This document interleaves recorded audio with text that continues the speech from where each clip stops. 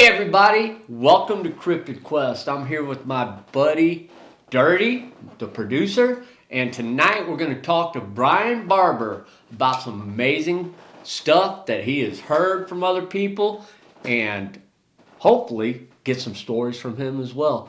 So we're going to have an amazing time. Join us tonight on Cryptid Quest. So we're on the show tonight with Brian Barber, guest. And Brian, so you have, what do you call it, on your YouTube channel? You tell stories, or what exactly is it that you do? Uh, Basically, it's going to be about re reports I get to hear, some of my experiences, kind of just a little bit of everything, which is where the barbershop comes in. Not only because it's my last name, but it's kind of like barbershop talk about Bigfoot. It's what it's going to be. And Um, I'm going to tell you right now, I love that name. well, thank you. One of Old Bear's viewers picked it out, so Oh, okay. we decided to So, run with it. There should have yeah, been more yeah. stuff up by now, but I had some health issues that laid me up for almost 3 months now. So Oh my gosh. Are you doing okay today though? yeah, we're getting first week back at work, so All right. actually got out in Cool. the woods a couple times finally, so my summer's kind of just starting. Awesome. So, well, it's kind of into summer, but then again, you know what? The weather's a little cooler around here, at least. I don't know about there.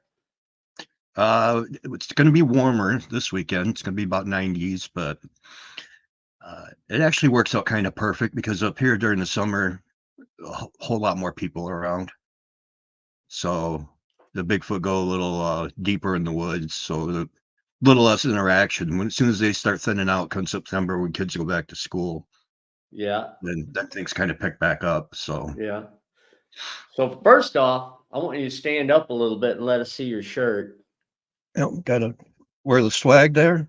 I like it. I like it. I like it. That's awesome. I need to get me one of them. It's So, perfect because it's that wick, so it takes all the sweat off when you're walking through the woods. oh, there you Keeps you nice. go. Oh, it's perfect Bigfoot and shirt. So Awesome. So, do you can I'm basic basic question. Do you consider yourself a researcher? Do you go out and research a lot, or uh, do you just collect stories? no, I'm out. I actually do more out than I don't collect stories really. Just stuff I hear about here and there. Maybe I'm not going to cover stuff that everybody else has. You know, Yeah. like the Patterson Gimlin film's been done to death. Uh, the oh, what am I trying to? Freeman footage that's picking up traction again. I was going to do something on that, but that's getting popular. So Yeah. I want something I can offer, like something new to. Yeah. You know what I Everybody mean? loves something new. Everybody loves something new. Yeah. Um, So, and when you wear the shirt and stuff, it's amazing how many people will approach you and go. They kind of feel you out. It's like, so you believe? Yeah. Well, you seen one? Yeah.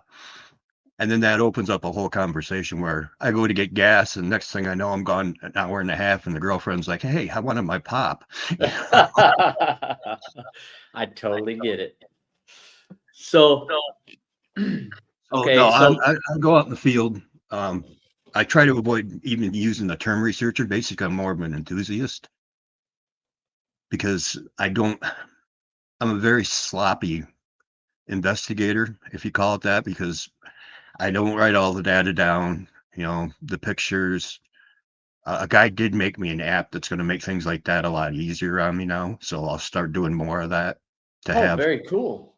to have physical data. Yeah, it's a really slick app because as soon as you open it, it takes your GPS and he's got everything linked from the type of action he had from sighting, visual, audio, tracks, structures, and then it allows 3 pictures.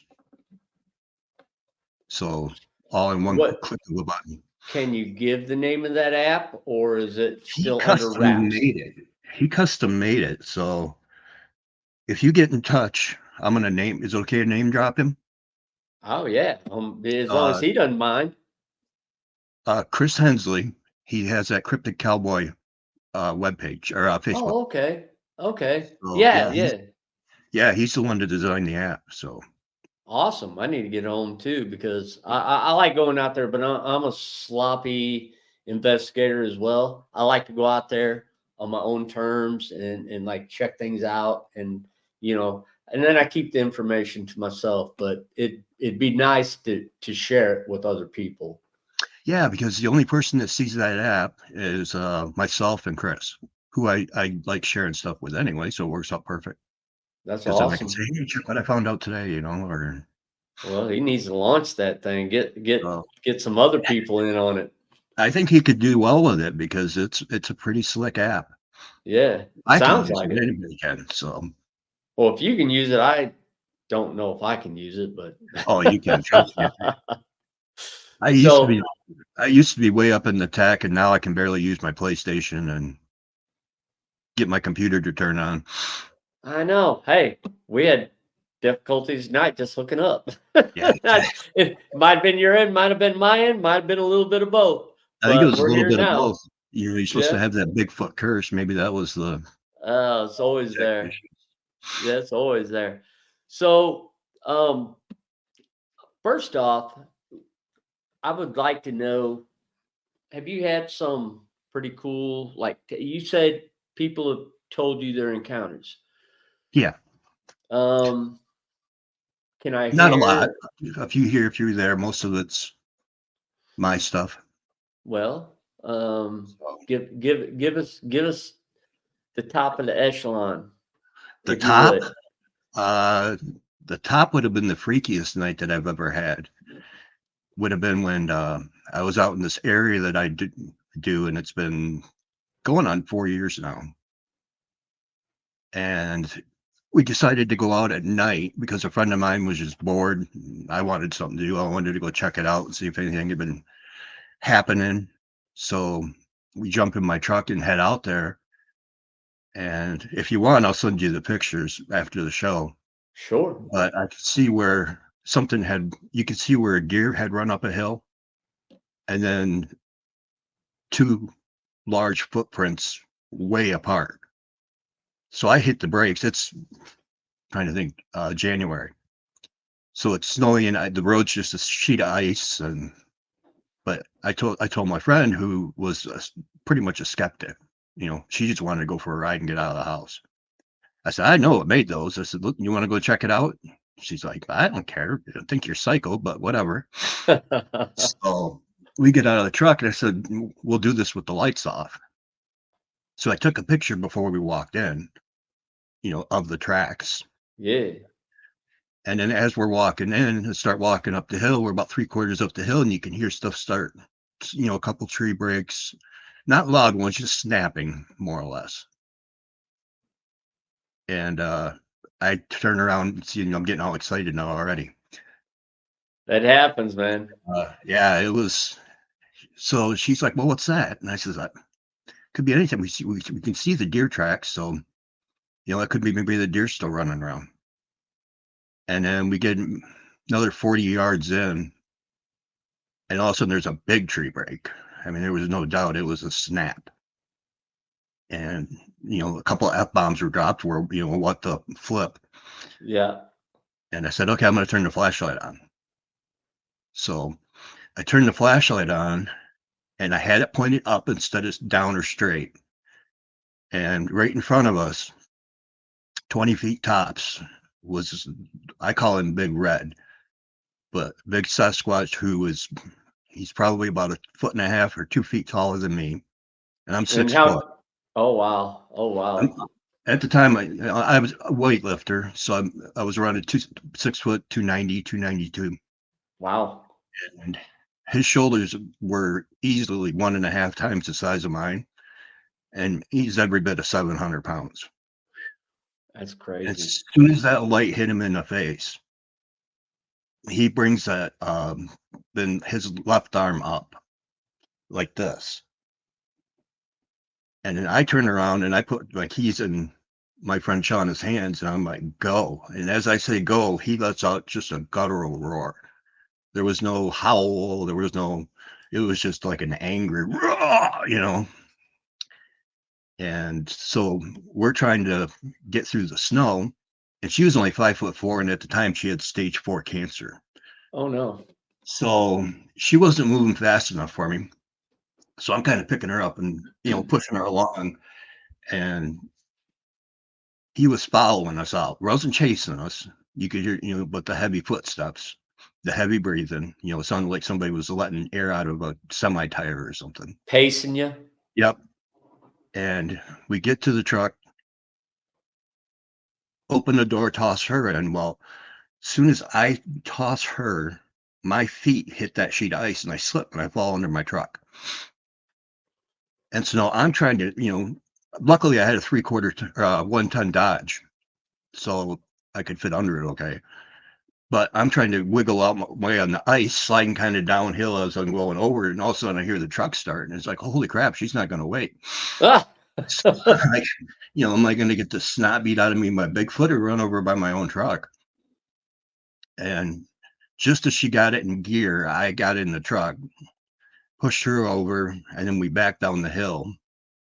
And neither one of us said anything for a little bit, and she goes, well, we got to stop at Shell. I said, I ain't stopping anywhere. I'm getting a drink somewhere. That's where my next Yeah, stop. yeah. She's like, no, we got to stop. We got to stop. I'm like, why? And when it roared, it was so loud and just Oh no. literally she had wet herself. Oh my Luckily, gosh, yeah. luckily she had snow pants on. She, so we stopped at Shell and we got a bag and she peeled them off and just went around in snow pants for the rest of the night while we had a couple to think about what had happened. So, and then I went back to. It took a lot of convincing, but seems how she was the one that went with me. I convinced her to go back the next day, and because I wanted to see what kind of trail was left, and you could see where we had come down the hill. It never came back past the top of the hill, past the tree line. So I decided, because I had the pictures, I lined up where we were. And I tried to recreate those 2 steps with a video. And I think it took me, it was 10 or 11. And I'm hopping, trying to stretch as far as I could. And you can see where I'm kicking the snow. And yet in the first picture before we walked in, they're 2 perfect prints. Yeah. There's no So snow kick. so can can you guesstimate on what the distance between them might have been? 7 feet? Wow. I think it was chasing the deer down. And It then was I think it caught it, and we were interrupting dinner. That's why he wasn't too happy to well, see us. 100%. Nobody likes their dinner interrupted. No, I don't blame them. They get, sitting around having dinner with the kids, and some guy comes in your living room with a flashlight. Yeah. And the So tracks were 23 inches. oh, wow. Yeah, Well, that doesn't and surprise me. He had a 7 foot stride then. no, and the cool part was when you zoom in on the picture, you can see the toes in the bottom of the track. So I measured the bottom of the track was what's 23, because overnight the wind had blown some, so the top was blown wider, Yeah. but the bottoms were 23. Wow. So, So and is that a picture you're gonna be able to send us to oh yeah, add on to this? Oh, yep, very cool. Very yep. cool. I'll be able to send that, and I can send the video of me trying to recreate it. Heck yeah. Yeah. Um, We love them both. yeah, and the cool thing was, I had talked about it with a guy, and he's like, "Well, I got a friend who used to look at photos, so if you want, I'll have him look at them." I'm like, "Yeah," and it turns out to be Bob Daigle, Oh, okay. and I'm like, "Oh crap! If there's nothing in here, I'm gonna feel like a real schmuck." Thinking, because if anybody's gonna light me up, it's gonna be Bob. Yeah. And sure enough, he texts me back and he says, well, from looking at the photos, you've got 2 on the left and a face on the right.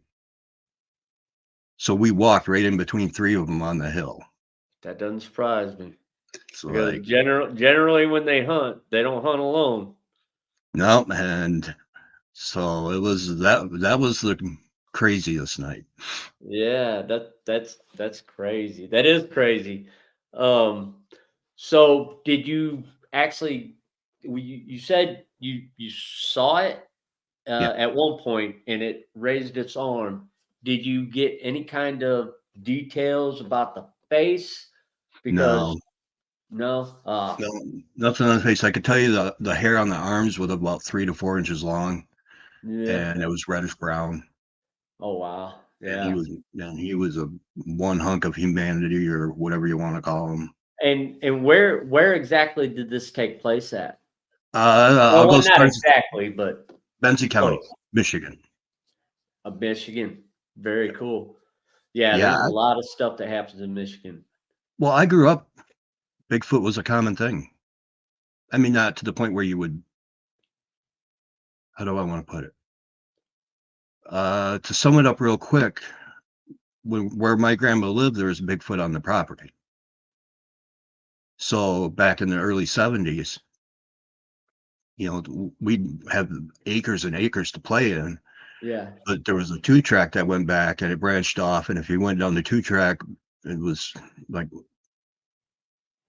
I'm guessing a mile maybe, and that would be the landlord's house, but it was all private property. And you didn't, as soon as you stepped over that boundary on that two tracks, there were never any birds, never any squirrels or deer or anything. It was just complete silence, and the hair on the back of your neck would go up. Even the dog wouldn't walk down there by himself. So, uh, it's just creepy. And then I think it was 73 or 74 when my grandpa was a dispatcher for Benzie County Sheriff's Department, and he worked night shift. So my grandma was home alone at night. And one night she's laying in bed and they're having that heat lightning, where you get the lightning without the rain. And as she's laying there, all of a sudden the dog come running into the bedroom and jumps under the bed and just starts whining and won't come out. She's like, what the heck? And so she's sitting there looking, and a flash went off, and her whole bedroom window was filled with a huge shadow. So she called my grandpa and said, somebody's outside the house. And so he came running home with the cavalry, and they turned around and found 17-inch tracks outside the window Oh and were able wow. to track it back into the woods. And they actually made a report. They made casts. They said whatever made those prints was well over 500 pounds. That's crazy. And that's up in Michigan too? Yep. Benzie County. Benzie County? Wow. That's crazy. So, Uh, so we were just told, if you go in the woods, it's kind of a deterrent to stay out of it. So you kind of like the boogeyman to get you, but it was Bigfoot. And then one day when remember that show, In Search of, with oh Leonard heck Nimoy? yeah. Heck yeah. I was watching that with my dad, and he played that Patterson Gimlin film, and I'm pointing, I'm like, is that what's at grandma's? And he's like, well, not that one, but yeah, that's what's out there. Oh Just wow. matter of fact. So Yeah, and they knew it. They knew it. Did yeah, they ever give you any stories about it, or they just were like, "Hey, it's out there, stay away"? pretty much just, hey, you know, the only story I ever got other than the report was when my uncle found out. Because I didn't really start looking. I always believed, grabbed everything I could get my hands on, but I really didn't start looking until it was end of 2019. And when my uncle found out that I was looking and had found some stuff, he emailed me from Japan and told me about a story when he was out on that property. He got lost while he was hunting. I forget how old he was, 12 or 13, something like that. And all of a sudden, he's trying to find his way home, and then he could hear something following him. And he turned around and looked and said it was reddish brown, 6 foot plus tall, and would poke its head out from behind the tree. So now he's getting kind of urgent to find his way home, and it followed him for hours, just letting him know it was there until he finally found where the tree line was and booked it for the house, and it never went past the tree line. Wow. Paced him once again. Yep, the whole time he was out there. That seems to be a signature move of Bigfoot. Yeah, I think we're kind of their reality TV. Yeah. It's like, Something new to their worlds. Like, how much can I scare you? yeah, exactly. Let's see how far we can make you go. Entertainment. How high can we make you jump? Yeah. Well, that's got to jump really high. You're gonna have to work for it. Yeah. So, I know you picked up stories. Is there any story that you've heard from other people that really, or do you have more from the family? Because I would love to hear anything you got to say. Or As far as other people's stuff, one guy I was just talking to mows the lawn, found out I'd done a few podcasts, and he says, "Well, if you want to go look over here in this area," he says, "this is where I hunt, and for the last 5 years, I've seen a big black one out there." And he said, "But for the last 2 years, there's been two of them." And he said, "This year, and it was be a month ago now, he said, I saw two with a baby." huh? So he told me where to go, and he said they're year round. It's property that he hunts. He has permission to be on. I said, "Yeah, I'd love to go check it out," because apparently they found a huge lean-to that was 4 foot high and about 7 feet long, which I've never found anything like that. So it'd be cool to go out there and check that out. Yeah. So now I know we're talking about Bigfoot, but are there any other cryptids out there that really trip your trigger? Dogman freaks me out. Yeah, I Yeah, well, I can concur with that.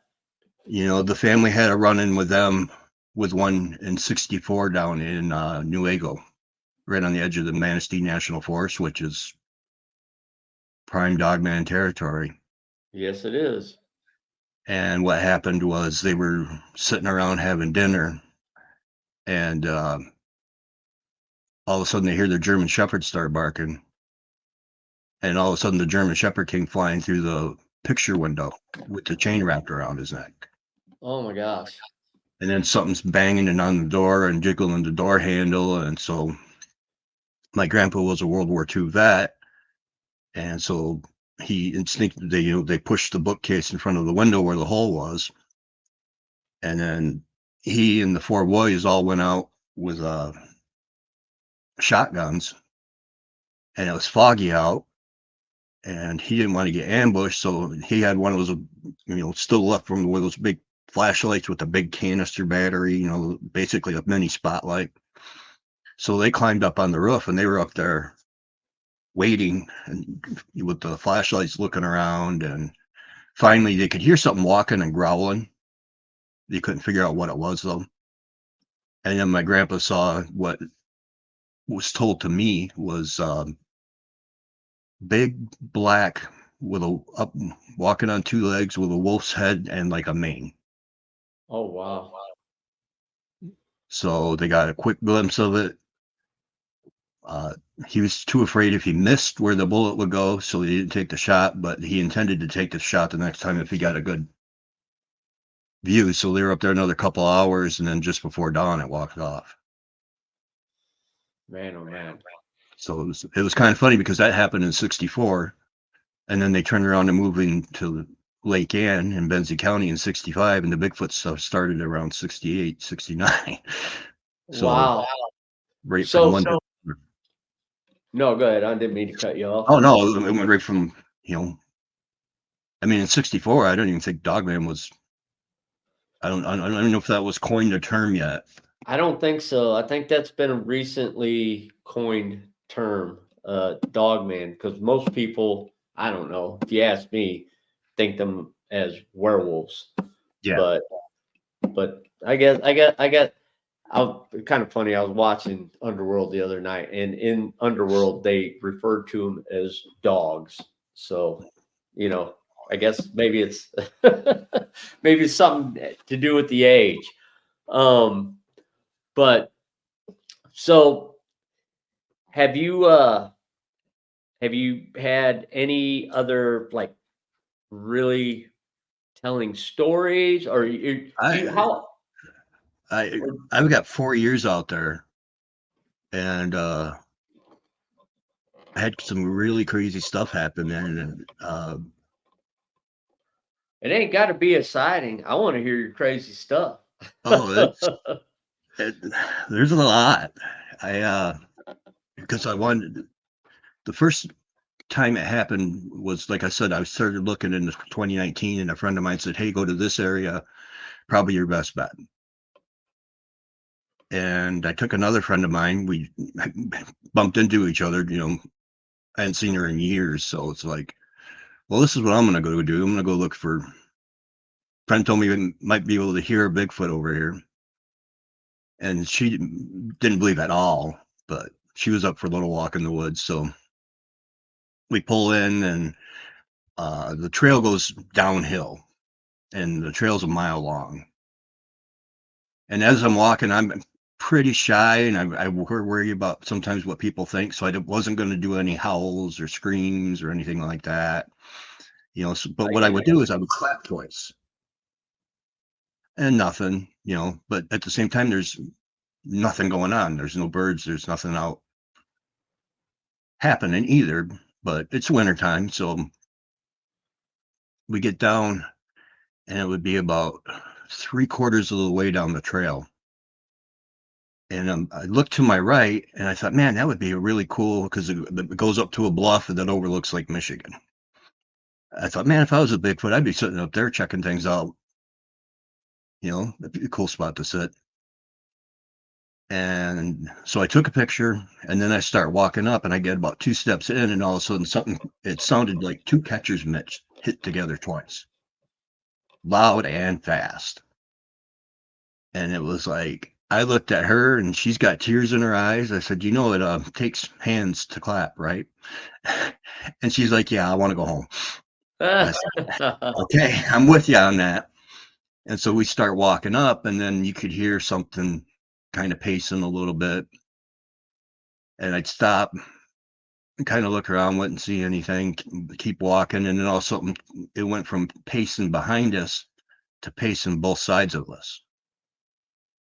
And then we were starting to get little whoops, you know, and it was like, oh boy, here we go. I'm going to die on my first time out. On the live, sorry. Hope you can bleep that out. No, you're fine.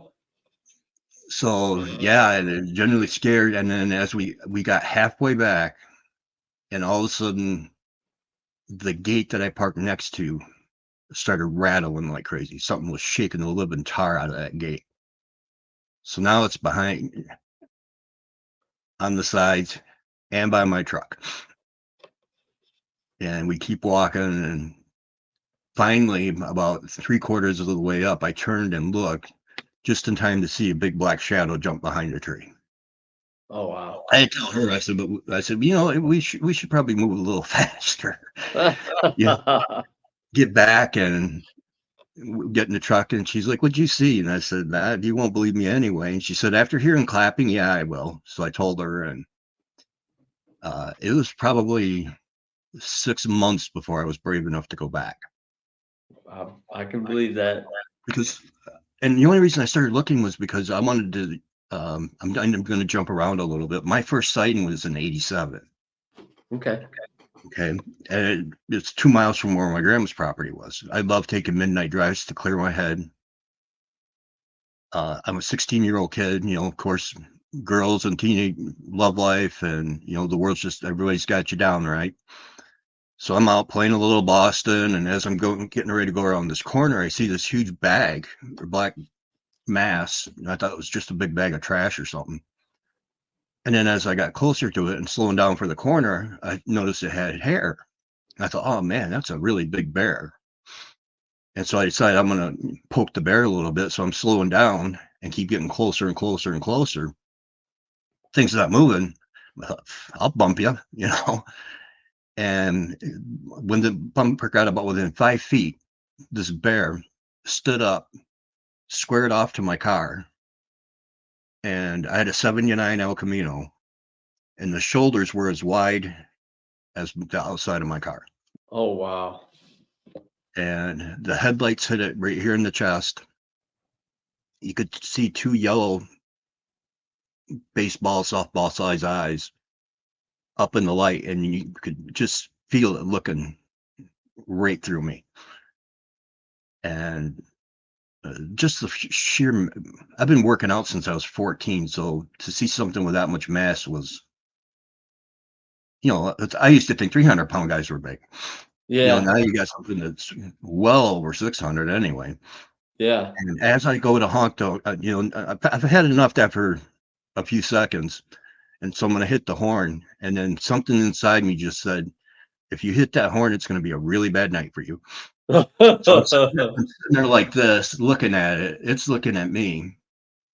And then it just turned to the left, stepped over the guardrail and gone. Didn't hop over it, just literally.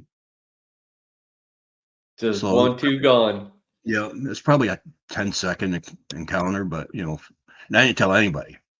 In 87, that wasn't a cool thing to talk about. No, I'm sure. So I Yeah. sat on that till it was 2018 before I started. I tell one or two people and they instantly get made fun of. So I was like, nah. No, I know the feeling. Yeah, nobody wants to accept things and they think you're a liar. You think you're making it up. And it's like, why would I want to make something up that's going to make me look like an idiot? You know? Well, Because yeah.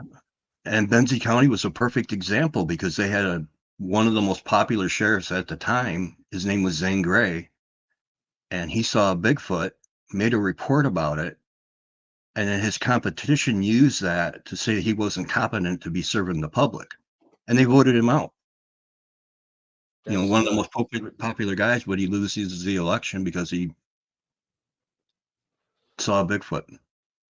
well, that's why a lot of people don't want to bring out the stories. Luckily, I mean, nowadays, a little closer to where we are now, it's not as taboo.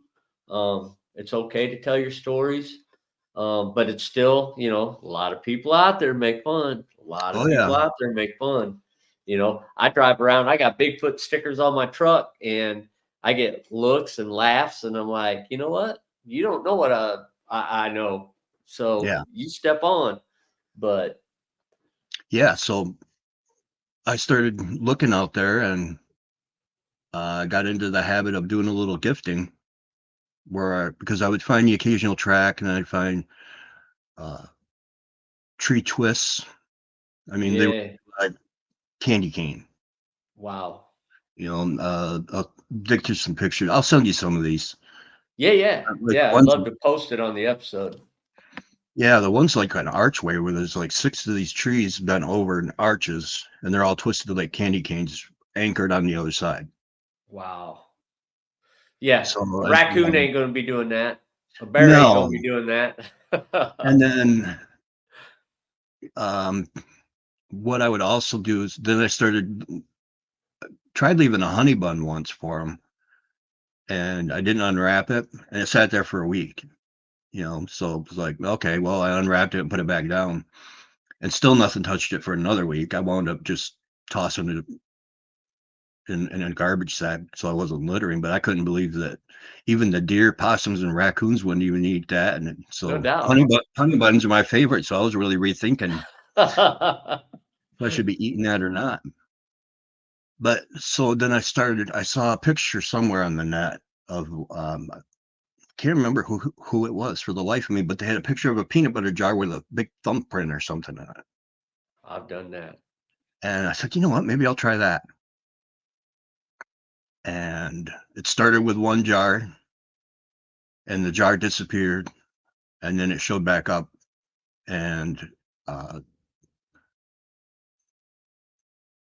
it was almost like a chase in a way because you would find the jar would be gone, you would find the jar, it'd be lit, the label would be off, it'd be lit completely clean. I mean, nothing in it, not a scratch on it.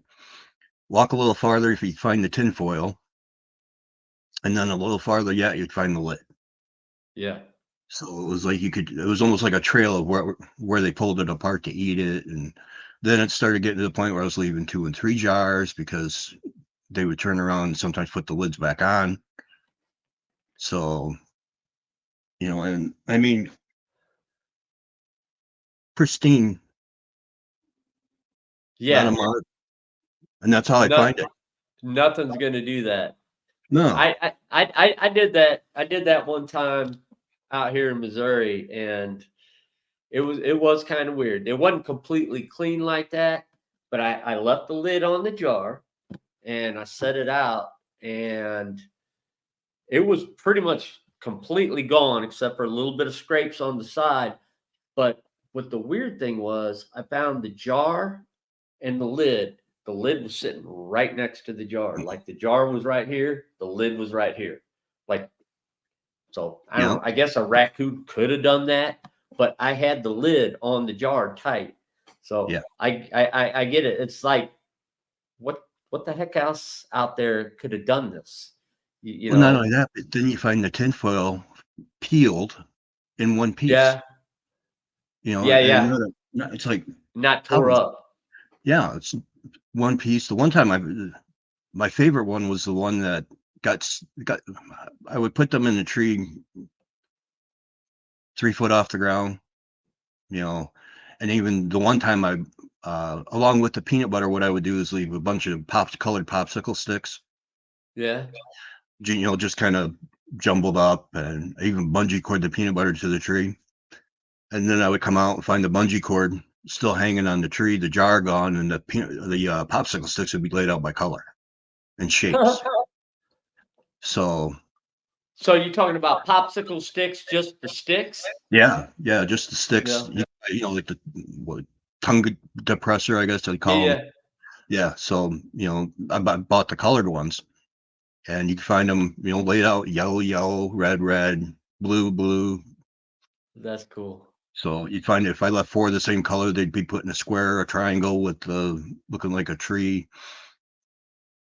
So, and then along those lines, I was finding tracks. We were hearing knocks, we were hearing vocals.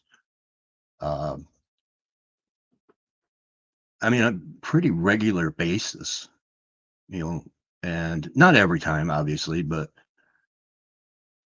the peanut butter would disappear every time. I'm not saying by any means, I am not saying Bigfoot took all my peanut butter, Yeah, but no. it's easy to tell which ones were because they could be, if the raccoon did it, it was chewed up and Yeah. scratched up. And so I started buying the 4-pound jars because, the coon can't run off with that one so easy. Yeah. And then I found one of those 4-pound. I didn't even know they made 4-pound jars. Oh, yeah. Yeah, you got to order them babies from Walmart.com. Yeah. So then I started doing those, and uh, like one night when I was out, I decided to make a night run. I just bought one of those little thermals from Fleer that attach to your iPhone. Yep. First night using a thermal, and I'm watching down this road that I was talking about where I saw where we had it got followed out, and I had white for hot. So I'm sitting there and I can see 2 black gaps in the trees where it must be like the wind was blowing or something, and listening, and then all of a sudden everything goes quiet, and then I hear a big tree break behind me, and so I'm whipping around, and as I turn, oh, sorry, I missed part of it. I'm watching the thermal, and I'm kind of looking at it like, why are these gaps getting bigger? I'm like, I thought it was just me, my glasses needed adjusting or something, but it seemed like the gaps were getting bigger. And then a tree break behind me, and as I turned, what I had done was somehow turned black to hot because I could see my truck motor and it was black. So those 2 black objects were hot that were walking Hot. in wind. So that was another one where, here I am going out to look for them. Yet as soon as I find them, you jump in the truck and run away. Yeah. And then went back the next day and you could see where something had broke a great big branch behind me. Uh, I don't do call blasts anymore. I tried it one time. Tried with the Ohio Hollow. Yeah. I played it 3 times, and all of a sudden you can hear something flying through the trees, and then whatever it was hit the back of my truck so hard that I thought it blew my back window out. Oh wow. And it was a huge. It was probably 2.5, 3 feet. Uh, a big piece of branch. Oh wow. So something was not happy that because they had to clear 3 truck lengths worth of parking lot plus go through the trees to hit my truck. Holy cow. Well, you know what? I've heard stories like that actually from my own family about being out catfishing and basically a log hit your truck. Really. Yeah, And even being a weightlifter, bodybuilder, or yeah. as fit as you were, you ain't throwing that thing 50, 60 yards or however far it was. No, no. And it's funny because no matter how big I was, I never considered myself big after seeing what I did in '87. I'm sure. So Well, so to me, I don't know. I would think it'd be scarier. I don't know. What you've had both experiences. What's scarier? Actually seeing it or not seeing it and knowing it's out there? the, probably not seeing, knowing it's out there, because knowing something that big can stay hidden as long as it wants to Yeah. is what really unnerves me, because it's like, well, that was a perfect example. Was a heard something down by one of my peanut butter spots. I was out there at night, so I'm watching it. It's kind of foggy, so I'm watching with a small flashlight and that thermal again, and I can see eye shine, but it's real close to the ground. So I'm like, what the heck? And it's making that like a lawn mowing pattern, and it keeps getting a little closer and a little closer. I'm like, what the heck is that? It's driving me nuts. It sounded like a tank going through there.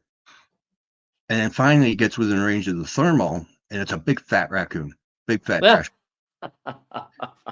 And I'm like, oh man. So I'm sitting there watching it and still getting closer. And then I'm like, oh boy, here's where I show up on YouTube being bitten by a rabid raccoon or something. Yeah. The raccoon freezes, and I'm watching it. And all of a sudden you see this huge red heat signature come out, snatch that raccoon. I mean, just jerks it out of view. There's no slow, nothing. It's gone. Boom, gone. And you hear the raccoon start screaming for its life, and then you hear a thud. And then I heard a couple heavy footfalls, and I'm looking with the flashlight, and there were 2 big eyes that blinked twice. I'm watching still. It gets probably another 30, 40 yards down the hill, blinks twice, and gone. Wow. Went back the next day, and there was 17-inch tracks under the tree, and blood and raccoon hair about 8 feet up. Wow. So that thing literally, that raccoon either didn't see it, hear it, smell it, or it snuck up on it as it was looking at me. Oh, well, you know what? Yeah, maybe the raccoon was coming after you and didn't notice it. Yeah, You gave it its perfect hunting opportunity. yeah. So I that's the think you scary owe part. I think you owe that raccoon an apology. I'm just kidding. We both there I'm put it. just Well, I kidding. can't do it anymore because I got in trouble. That's where the whole story leads to. Is so this goes on for. I was up to 9 jars of peanut butter, 9 jars consistently a week, for 2 years. Oh So wow, you that's a start lot of adding that peanut bill up, butter. and that's during the whole C word extravaganza. So it's 7, 8, $9. Yeah, I'm still paying on that credit card, yeah. and the coolest one I found was it was where I had bungeed it down, and then I'm looking. I came back and it was gone the next day. Looking around, can't find it, can't find it. I'm like, what the heck? And I just happened to glance up, and the light caught it, and it was about 8 feet up in a branch. And if if they're around as much as I think they were probably laughing their butts off while trying to watch this fat boy trying to get up a tree to grab that peanut butter jar. Yeah. They had rolled it up tighter than even Cheech and Chong could roll something. The tin foil, and stuck it in the Hey, jar and put the lid on. Sasquatch and chill. There you go. So they know Didn't mean how to to. cut you off. Go ahead. No, you're fine. I love it. So that was the favorite one I found. But then I found one where I saved it. Something just told me to hang on to it, and then I saw. What was it? Just a couple months ago, somebody showed a picture where a baby had stepped on one, and then so I looked at mine. I don't know how well this will show up on camera, but I'm looking at it and I thought it doesn't look like a footprint. But what it turns out to be is you can see how flat that is. Oh, definitely, yeah. There's 4 fingers there, dents, and then So a thumb on the back. actually, when you hold it like that, you can actually kind of see it. Yeah. Huh. That was one So of your jars that you had out there. Is that one of the 9-pound jars? no, not a 9 pounder. It's just a Oh. 4. But they licked it clean and just gave it a squeeze, and I That's couldn't do it. the because the only And thing that's it's gonna clean it out like that is gonna be like a Sasquatch, because, yeah, no other animal is gonna leave anything. I mean, they're gonna leave stuff in there, they're gonna get what they want and leave. yeah, and the dexterity because somebody had donated. It's funny, if I'd actually had people donate little cases of peanut butter. Did they really? That's And cool. this one, yeah. So here's one that I found, just how I found it, With the lid back on it. with the lid back on. That's crazy. That small jar, peanut butter lid perfectly peeled off. Tinfoil, because I leave the tinfoil on. I don't You crack do? it or yeah, I don't Huh. leave. That's a good idea, though. Well, and I was even to the point where what I was doing was I would date the top of the jar and then date the bottom of the lid and then the bottom of the jar. So if the lid and jar got separated, I'd be able to tell, and I'd put I had a pipe I was putting stuff in. So I put like P for pipe or H for hill or whatever. Yeah. So, and then, I mean, some of that stuff wouldn't show up for 6 months. And then all of a sudden Oh, I'll find it wow. out of nowhere.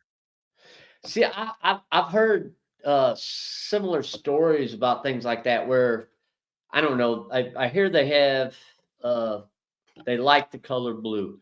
I've heard other researchers tell about putting things out there. I forget what it was, a blue feather or I think it was a blue marble. And they put it out, disappeared, then like months later, it shows up in a completely different spot that Yeah. they're still researching. Yeah. So, I mean, I get it. I put a glow in the dark ball out and it stayed there about 2 weeks and then all of a sudden it just vanished out of this. It was a big old 55-gallon barrel that had been out there for a while and had a hole rotted in it. So I would hide stuff in there and put rocks on it. So, I knew something big had to take the rock off it. You mean And like on the lid of the barrel? the barrel was laying sideways and there's a hole in the side of it. So it was actually inside the barrel. You had to reach Oh, in to okay. grab it. Okay. And I'd even take a big, there were times when I would take just a huge stick and drive it into the ground and then pull that barrel up tight to that. I'd come back with no way I could get my arm in there yet. The barrel's completely empty, no peanut butter jar. Glow in the dark ball disappeared. And then went back and it was 4, 5 months later. I'd have to look at the date on the pictures, but the glow in the dark ball was back in the barrel. I'm like, what the heck? And there's not a mark on it, not a bite mark, no scratch. It's still pristine. I'm like, what? And then it hit me. So I, pulled my coat over and the ball won't glow. It quit glowing. So I put another ball out and that disappeared right away. So when you put it in the barrel, was it glowing? Yeah, it would glow. Okay. So Yeah. But when you got it back, it didn't. didn't glow. so they No. didn't want it anymore. Yeah, it's like, we're done with this. Yeah. So I mean, I'm out there having. I've got, of course, I got a bunch of the blob squatches. You know, a Yeah, couple of decent ones out there. Uh, and then it's funny because I would. This is how bad I am at researching. I'll send you this picture too because I find it absolutely freaking hilarious. I'm so proud of myself because I find this little baby print. It's fairly deep. It's probably 6 inches, yeah. and you can see the toes and everything. So proud of myself. I take a picture, send it to a buddy of mine who does a lot of tracking, and he's like, "Yeah, dude, you found a baby one." He says, "But what about the big print?" I'm like, "What big print?" And he goes, "You don't see the big print." I'm like, "No, what are you talking about?" And he circles it. I'm standing in it.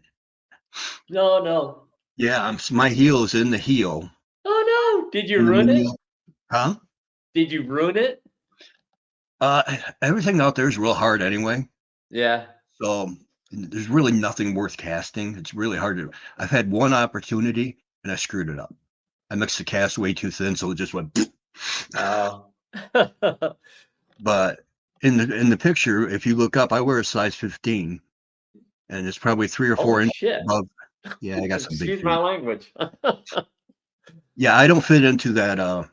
That's why I laugh when somebody says about the foot formula. Yeah. According to the foot formula, I'm supposed to be like 6'6" or 6'7", and Yeah. I barely crack 6 feet. But above my foot, you can see toes, all 5 toes. Wow. I'm like, son of a biscuit. Son He of said a biscuit-eating bulldog. he turns around and he actually FaceTimes me. He says, "Yeah, what a good researcher you are." Get out of here. Well, Let's get on. everybody has their moments, you never know what's gonna happen. Yeah. So this continues on, and then I get sick, and I was sick for. I missed about 4 weeks out there.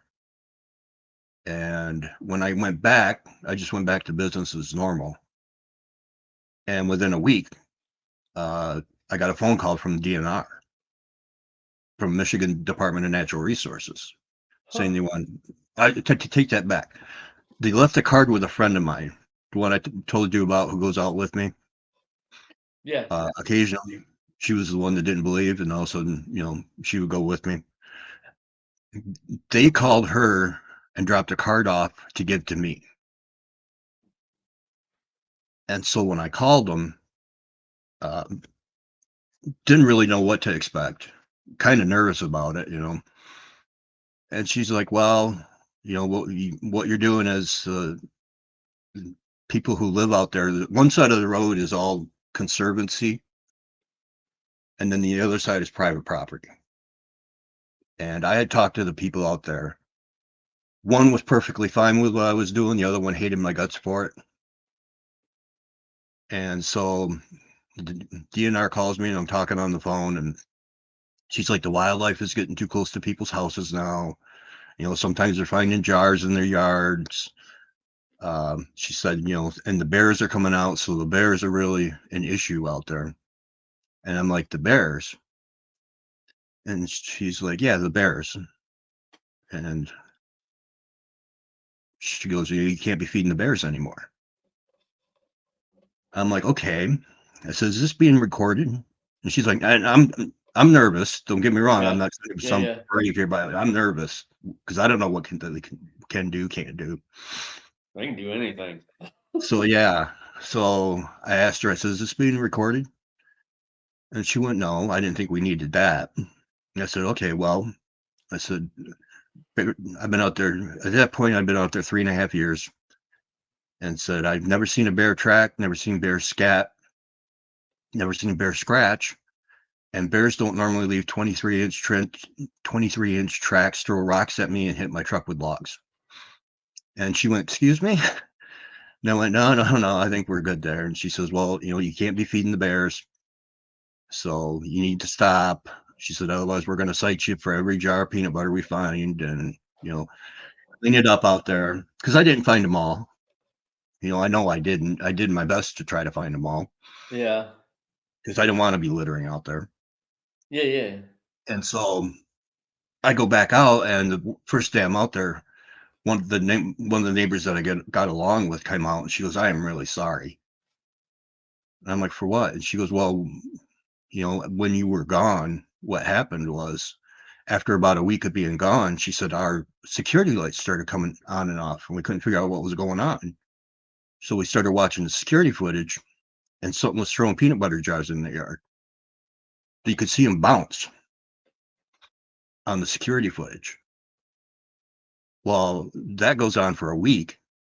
And then after week 2, me being gone, or it's getting closer to week 3. And this is why I feel horrible. And They were upset because the feeding had stopped, yeah, and I'd been warned and heard from many people that could be an issue. I thought I was in control of the situation. You yeah, know, there were certain boundaries that, but it's their game. But then what happened, and what still really bothers me is, I think she was 5 at the time, 4 or 5, and this little girl woke up and one was staring in her bedroom window, second story ooh, bedroom window. holy cow, The head filled the hole. So it was probably, but because the best guesstimates from the picture I took was about 12 feet. oh my gosh, So this one was staring in her bedroom window. And that was when they all got together and said, we need to call the DNR, to put a stop to it. And so that's why I now tell people, as far as gifting, don't do it. If you don't, if yeah, you're going to do it, you better have a backup plan. yeah. I've tried it in the past, but as many horror stories as I've heard about it, I'm good. Yeah, so I did I'll just something. go out. I figured for sure what one or two things was going to happen. Either the activity was going to stop, or I was just going to get my ass kicked. I Yeah, was going to be out there with because I go by myself 90% of the time. I don't carry. I do now, but I wasn't then. And I figured I was just going to yeah. get an old fashioned whooping out there or I'll something. say I Of don't course, think if you. of course, it'll be the bear that did it. But Yeah, I don't think carrying's gonna save you from a Sasquatch unless you're no, carrying a freaking cannon. But, you no, and know that's what. And I hate to sound like a tree hugger, but I tell them, this isn't for you. This is for other other people if there's a problem. yeah. So No, you don't sound like a tree hugger. That's I mean, the most volatile and violent creature on this planet is humans. So, that's my opinion too. I mean, look what you we do know to each other. So exactly, exactly. then Well, what's then that? I was going to say the worst experience was we went to a new area because of a friend of mine got told about two guys that were fishing on the Manistee River, and they were night fishing for catfish, I think. And all of a sudden, they heard something splash next to their boat. Didn't think anything of it, thought it was just fish jumping. And then a bigger splash next to their boat. Kind of got concerned, and then a huge rock landed in the boat Oh, wow. and got screamed at. So we went out there the next weekend, and like I said, I don't like doing howls. You don't know what you're saying. Yeah, exactly. You're calling his wife a fat pig, and he might not be happy with you about it. Yeah. Doing a howl, or saying, "Hey, those kids are mine." Yeah. Uh, and right off the bat, we're out there and we're finding. And I'll send you pictures of these, and I'll get his permission for the photo because most of the photos are his. I got all the audio, but within seconds, we're finding tree structures, and then as we're walking, I look down into this ravine on the river, and I'm like, "What the heck is that?" And there were, I mean, full-grown pine trees that were laid on the ground, horizontal, but they were stacked 3 high Oh, wow. in a triangle with one open end. I mean, these are 20-foot trees. That's So, crazy. and it's kind of hidden by the canopy. but it Yeah. was early spring, so you could see down in there. And then I'm looking, and then I catch movement off to my right. So I look, and my friend does a knock, and all of a sudden something knocks out of the bottom from out of that ravine. And we're like, what the heck? And then he knocks again, knocks back, knocks again, knocks back. And I'm like, okay, woodpecker, because then he starts, it's almost rhythmic the way they're going back and forth. But then all of a sudden, whatever was down in that little ravine, he's like, oh, shoot, babies. I'm like, what? He goes, there's babies down there. And as he says that, all of a sudden the tree is just getting banged on. I mean, bang, bang, bang, bang, bang, bang, bang, bang. And you can hear a whoop, you hear a huge tree knock, and then you hear something coming with intention towards us. And so we're looking, and he starts taking pictures, and I still got the audio going. And I saw one, he's probably 8 foot, jet black, looking out at the tree, face, because of the way the sun was, I could see the cheeks, the forehead, but the eyes were so far back, you just saw these big triangle shape. It just looked, with all intents purposes, of it was pissed. And I'm like, we're screwed. Yeah. That's mom and dad. I mean, you got the babies down there all rustled up, so we're screwed. And he's like, yeah, we need to leave because we're going to wind up statistics in somebody's database. And Yeah. then we saw another black one. He was the one that had been coming with intention. They're about 100 yards at this point. And then I can see a smaller brown one. So we got 3 of them that I could see. And he's telling me, he's like, no, he's like, there's at least 2 more. I see 2 butts crawling on the ground toward us. And he's like, okay, we're sorry, we're leaving. And I said, I'm sorry, we're out of here. And we took about 10 steps and looked back, and they were about 40 yards now. So we picked up our pace, and they stayed right about 40 yards all the way through the woods. And then we stopped at the cars, and we thought, okay, he gets on the phone with one of the Facebook Bigfoot groups, and he's telling them what happened. And then they start banging on the trees, and they start whooping again. So they hadn't left. And he stayed on the phone 15 more minutes, and they stayed there making noise the whole time. So the guy in the background's like, is that tree knocks? And he's like, yeah. And he's like, shouldn't you be leaving? And I'm like, yeah, we should be. And then as we left, because we were looking for stuff on the way in, didn't find anything. But on the way out, there was a 6-foot log that had been put about 9 foot up, right out, hanging in the trees in the open. And I took a picture of it, and I asked Old Bear about it. And Old Bear said, he said, that's a warning. He says, the warning is, this is how big we are. And if you come back, you're in the tree next. So I don't so want I to end up haven't, in the tree. I don't know. I don't, especially under those circumstances. So Wow, that's an awesome story. I'm glad we got that one in. oh yeah. I did. That was a good one. When you see the picture, Oh, well, you know yeah, what? After this episode, well, I mean, it's going to be during the episode. Right now, we're recording, but once we upload this, yeah, everything you send me, we're gonna put it on the link so everybody can check it out. Because now you got me interested. I can't wait to see it. So, it's, and he's got but a videos.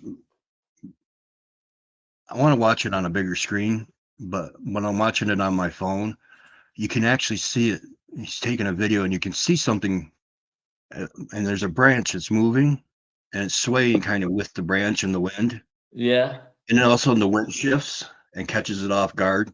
and So it then you goes can the other see it way. both eyes and blinks. Oh, that's cool. It's like a 20-second video. I can't wait to So see it. Send me everything you got. you got it. It's interesting. Well, you know what, Brian? It's been amazing talking to you tonight. We'll have to get you back on here again because I already know we're not done with all your stories.